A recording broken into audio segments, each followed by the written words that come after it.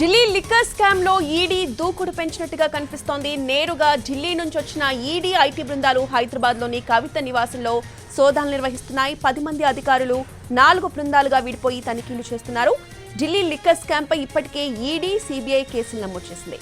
దాదాపు 2 ఏళ్లుగా ఈ కేసు విచారణ జరుగుతోంది.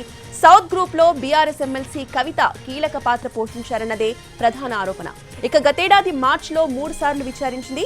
ఢిల్లీ లిక్కర్ స్కామ్ సమయంలో ఉపయోగించిన సెల్ ఫోన్లను కవిత ధ్వంసం చేశారని ఈడీ అభియోగాలు మోపింది. ఛార్జ్ షీట్ లో సైతం ప్రస్తావించింది. దీంతో ఫోన్లను మీడియా ముందు చూపించారు కవిత. ఆ తర్వాత మరోసారి విచారణకి రావాలని ఈడీ నోటీసులు ఇవ్వగా తన ప్రతినిధులను ఆమె పంపారు. మరోవైపు మహిళలను ఈడీ ఆఫీసుల్లో కాకుండా ఇంట్లోనే విచారణ జరిపేలా ఆదేశాలు ఇవ్వాలంటూ ఆమె సుప్రీంకోర్టును ఆశ్రయించారు.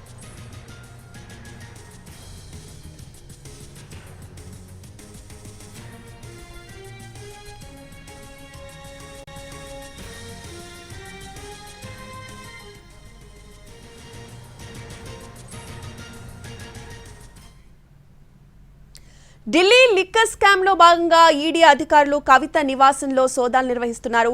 ప్రస్తుతం హైదరాబాద్ లోని కవిత నివాసం దగ్గర నుంచి లేటెస్ట్ అప్డేట్స్ ని మా ప్రతినిధి రవి అందిస్తారు. రవి, రోజా గంటకు పైగా ఈడీ, ఐటీ అధికారులు కవిత నివాసంలో సోదాలు నిర్వహిస్తున్నారు. మొత్తం 10 మంది 4 బృందాలతో ఉన్నటువంటి ఐటీ, ఈడీ అధికారుల బృందం కవిత ఇంటికి చేరుకున్నారు. దాదాపు ఆల్మోస్ట్ వాళ్ళు ఎంటర్ అయ్యి కూడా గంట అవుతుంది. లోపల కవిత కూడా ఉన్నట్లుగా తెలుస్తోంది. పూర్తిగా లిక్కర్ స్కామ్ కు సంబంధించి విచారిస్తున్నారు. అయితే ఈరోజు సుప్రీంకోర్టులో తను పిటిషన్ కూడా వేశారు. అయితే అది వాయిదా పడింది 19వ తేదీకి. తన పైన ఎలాంటి చర్యలు తీసుకోకూడదు అని చెప్పి కవిత సుప్రీంకోర్టును కూడా ఆశ్రయించింది. దానిపైన 19కు వాయిదా పడినటువంటి కొద్ది నిమిషాల్లోనే ఈడీ, అదేవిధంగా ఐటీ అధికారులు కూడా కవిత ఇంటికి ఎంటర్ అయ్యారు. దాదాపు గంట కావస్తుంది వాళ్ళు లోపలికి ఎంటర్ అయ్యి కూడా. అయితే ముఖ్యంగా 22 2022 జూలైలో లిక్కర్ స్కామ్ వెలుగులోకి వచ్చింది. అంటే వెలుగులోకి వచ్చిన తర్వాత 5 నెలలకు కవితకు తొలిసారిగా డిసెంబర్లో నోటీసులు ఇచ్చారు. ఎప్పుడైతే నోటీసులు ఇచ్చారో డిసెంబర్ 11, 2022కు ఆ రోజు కవితను విచారించడానికి సిబిఐ అధికారులు ఇంటికి చేరుకున్నారు. తనను ఇంట్లోనే విచారించారు. తనకు నోటీస్ కూడా ఇచ్చారు.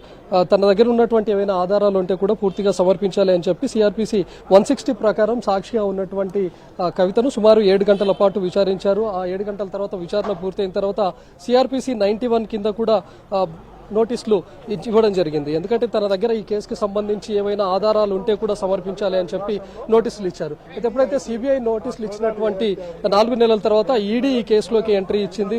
అప్పుడు కూడా మరొకసారి కవితకు నోటీసులు ఇచ్చారు. ఇందులో భాగంగా మార్చి 11 ఫస్ట్ టైం కవిత ఈడీ అధికారుల ముందు కూడా అటెండ్ అయింది. ఢిల్లీలో ఉన్నటువంటి ప్రవర్తన్ భవన్ లో తను విచారణ కూడా హాజరయ్యారు. ఆ తర్వాత మళ్ళీ 16వ తేదీన హాజరవ్వాలని చెప్పి మరొకసారి కూడా ఈడీ నోటీసులు ఇచ్చింది. అయితే దర్యాప్తు సంస్థలు సిబిఐ కానీ లేకపోతే ఈడీ కానీ పూర్తిగా తనను తన ఇంటి వద్ద విచారించాలి అని చెప్పి కవిత కోరడాన్ని కూడా మనం చూసాం.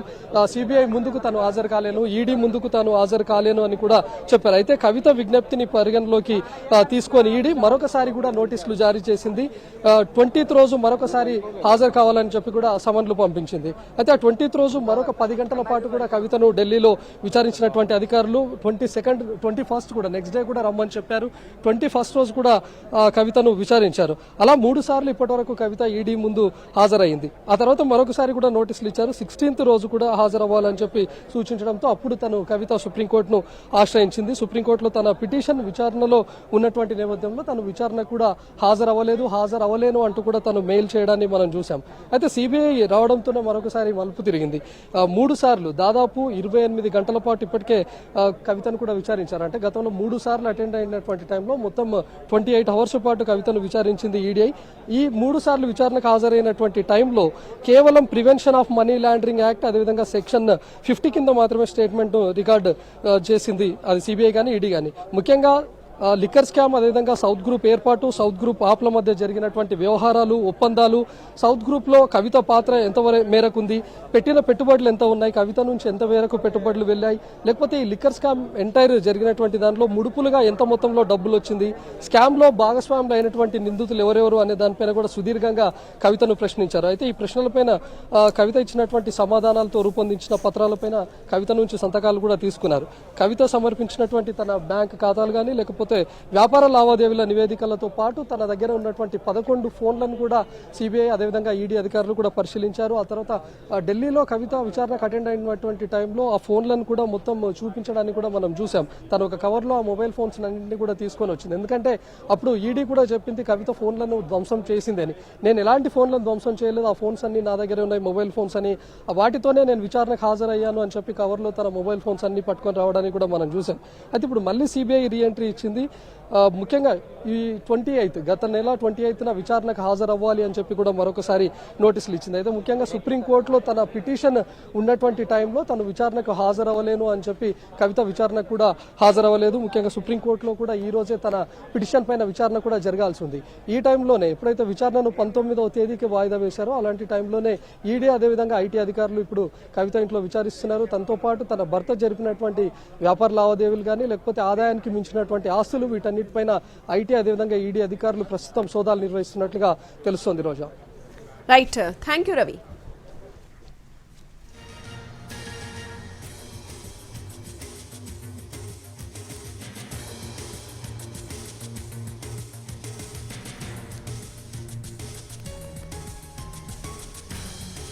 ఢిల్లీ లిక్కర్ స్కామ్ లో ఈడీ దూకుడు పెంచినట్టుగా కనిపిస్తోంది. నేరుగా ఢిల్లీ నుంచి వచ్చిన ఈడీ ఐటీ బృందాలు హైదరాబాద్ లోని కవిత నివాసంలో సోదాలు నిర్వహిస్తున్నాయి.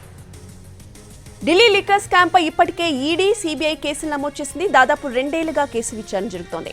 సౌత్ గ్రూప్ లో బీఆర్ఎస్ ఎమ్మెల్సీ కవిత కీలక పాత్ర పోషించారన్నది ప్రధాన ఆరోపణ. గతేడాది మార్చిలో 3 సార్లు విచారించింది ఈడీ. ఇక ఢిల్లీ లిక్కర్ స్కామ్ సమయంలో ఉపయోగించిన సెల్ ఫోన్లను కవిత ధ్వంసం చేశారని ఈడీ అభియోగాలు మోపింది. ఛార్జ్ షీట్ లో సైతం ప్రస్తావించింది. దీంతో ఫోన్లని మీడియా ముందు చూపించారు కవిత. ఆ తర్వాత మరోసారి విచారణకి రావాలని ఈడీ నోటీసులు ఇవ్వగా తన ప్రతినిధులను పంపారు. మరోవైపు మహిళలను ఈడీ ఆఫీసుల్లో కాకుండా ఇంట్లోనే విచారణ జరిపేలా ఆదేశాలు ఇవ్వాలంటూ ఆమె సుప్రీంకోర్టును ఆశ్రయించారు. ఇప్పటికే సౌత్ గ్రూప్ లో కీలక నిందితులను ఈడీ అరెస్టు చేసింది. వాళ్ళంతా కూడా అప్రూవర్లుగా మారారు. ఇక కవిత ఢిల్లీ పీఏ అశోక్ కౌశిక్ సైతం ఇటీవల అప్రూవర్ గా మారి జడ్జి ముందు సంచలన విషయాలు బయట చెప్పాడు. ఇక లిక్కర్ వ్యవహారంలో పలువురికి ముడుపులు అందించినట్టుగా కూడా అంగీకరించారు.